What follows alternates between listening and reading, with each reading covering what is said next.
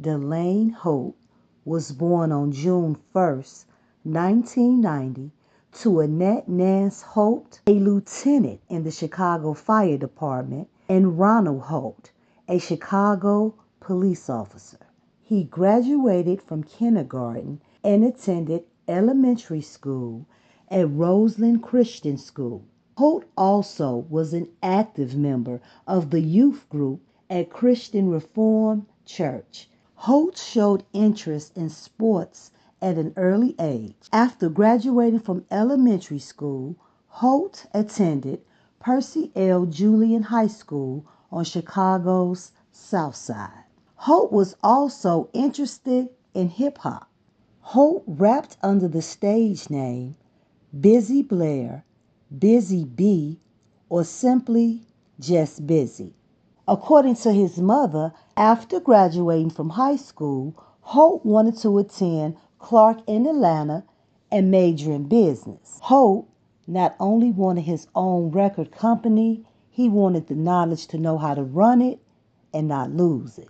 Holt's mother also described him as a voracious reader that loved reading about social activists such as Malcolm X and Dr. King. According to Holt's mother, Holt's father said that Blair was planning on buying his mother an exact replica badge of her new captain's badge because she had been recently promoted to captain. And the badge would also serve as a gift for the upcoming Mother's Day.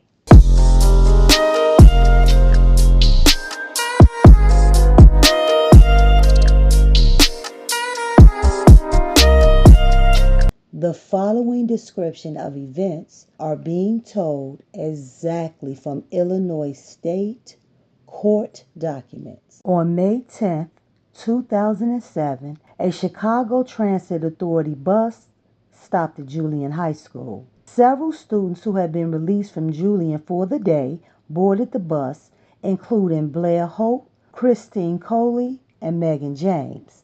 The bus began traveling west on 103rd Street towards Halsted. While the bus traveled toward Halsted Street, the defendant and some other friends were at Mount Vernon Park near 105th Street in Aberdeen. At the time, they formed a plan to go get rival gang members whom they believed were traveling on the bus. One of the defendant's friends, Kevin Jones, gave the defendant a gun and a hoodie. The group then walked to a bus stop at 103rd Street in Halsted and waited outside the currency exchange for the bus to arrive. When the bus approached, the defendant peered inside and then ran onto the bus at the front entrance. Standing by the driver's area, the defendant took out a handgun and fired several shots into the crowd of people on the bus.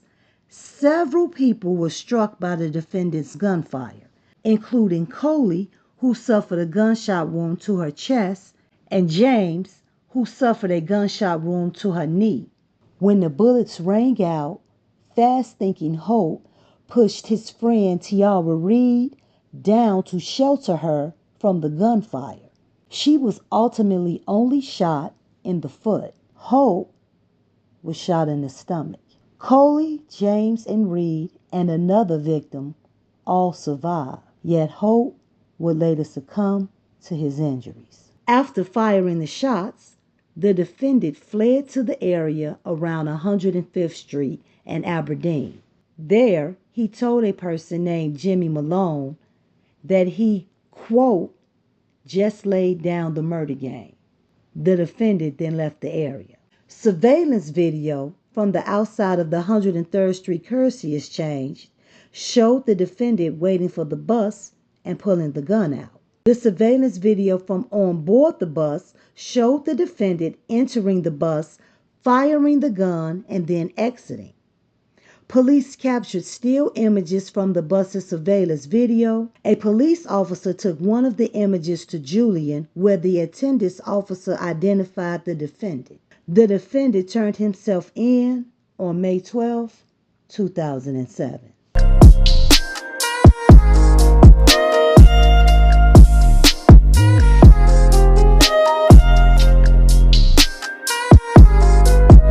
According to court documents, the shooter, Michael Pace, had a troubled childhood. And only having an IQ of 77, Pace also had cognitive disabilities. Yet on the day in question, Pace possessed the full knowledge that his crime could result in a fatality. In fact, that's exactly what his intentions were. Pace was an active gang member, and so was his intended target. According to court documents, on the day of the incident, Pace no longer attended Julian. Pace had been expelled. Pace attended an alternative school. According to official Illinois court documents, Michael Pace's intended target was Jerome Kraft. Pace said that Kraft had previously shot at him, and he claimed that he and Kraft had a prior beef. Some say this beef was gang-related. According to police and news reports, the beef was over a girl. Either way, the two were at each other's throats. According to official Illinois court documents, on the day in question, according to Pace, Kraft was on the back of the bus making gestures toward Pace. But it seems that Pace knew that Kraft would be on the bus and took it as an opportunity to harm Kraft. According to news reports, Kevin Jones couldn't remember a single soul that inspired him in his entire life.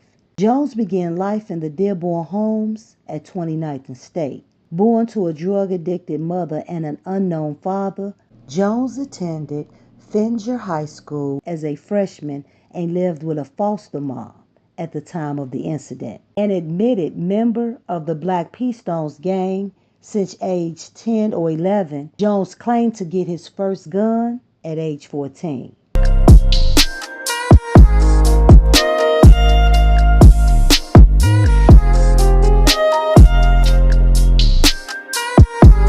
Tierra Reed went on to get a master's degree in criminal justice and worked as a criminal analyst researcher for DuPage County courts. Her goal is to acquire her PhD and join the FBI. Michael Pace pled guilty to first-degree murder and 2 counts of aggravated battery with a firearm.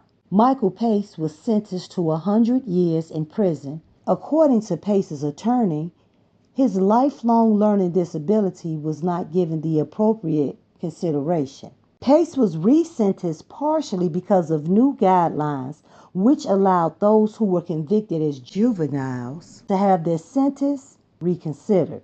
It is also alleged impropriety on the part of the previous judge. Michael Pace's new sentence is 75 years. Kevin Jones pled guilty to conspiracy to commit murder and was sentenced to 10 years in prison. Jerome Kraft was later convicted of manslaughter. Kraft accidentally shot and killed his friend, Nashawn Kimball. Kraft and another man then moved Kimball's body outside to suggest that Kimball had died by a drive-by shooting. When the police interviewed witnesses, they confirmed that Kraft was the real shooter. Kraft later admitted to the shooting and moving the body because he did not want police to find the firearms and drugs inside the house where the shooting had occurred. Kraft is currently incarcerated on aggravated battery charges. Through the activism of Holt's parents, his name lives on. Holt was honored by the Red Cross and also honored by the city of Chicago with a city street named for him. The street is in front of Julian High School at 103rd between Vincennes and Elizabeth. The street has been named Blair Delane Holt Way and was dedicated on the 10th anniversary of Holt's death. While this crime was brazen, heartbreaking, and unnecessary, I don't think that it was actually gang-related, though it has consistently been reported as such. Pace and Kraft were members of the same gang. They just didn't like each other. And that doesn't make this crime any less heinous. This battle would have continued between them until one of them ended it. Blair Delane Holt was a child, a honor student, a rapper, a truly loyal friend, and a true Chicago hero.